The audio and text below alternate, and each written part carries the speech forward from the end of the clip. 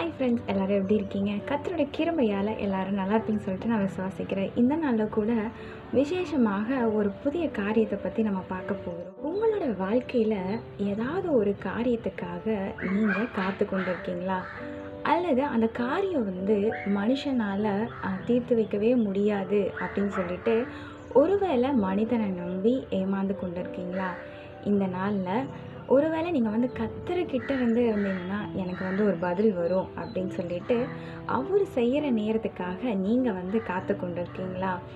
இந்த நாளில் ஏசாயா 40ஆம் அதிகாரம் 31ஆம் வசனத்தில் நம்ம வாசிக்கிறோம், கர்த்தருக்கு காத்திருக்கிறவர்களோ புது பலன் அடைவார்கள் என்று நம்ம பார்க்குறோம்.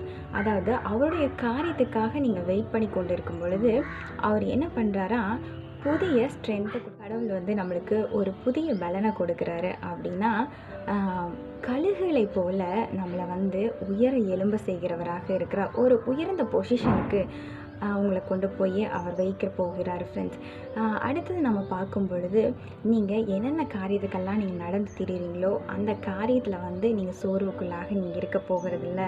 எந்தெந்த காரியத்துக்கெல்லாம் நீங்கள் ஓடிக்கொண்டு இருக்கிறீங்களோ உங்கள் அலைச்சல்களை நீங்கள் இழப்படைய மாட்டீங்க. அதில் என்னென்னா ஒரு புதிய பலனை கொடுத்து இன்னும் நீங்கள் ஓடு மகளே அப்படின்னு சொல்லிட்டு உங்களுக்கு இந்த நாளில் கர்த்தர் கொடுக்கிறவராக புதிய பலனை கொடுக்க போகிறாரு. இந்த நாளில் உங்களுக்கு ஒரு புதிய வழியை திறந்து கொடுக்கிற தேவனாக இருக்கிறார். இந்த நாளில் உங்களுக்கு ஒரு புதிய இளைப்பாறுதலை கொடுக்கிற தேவனாக இருக்கிறார். ஆமென். God bless you. கர்த்தர் உங்களை மிகவும் நேசிக்கிறார்.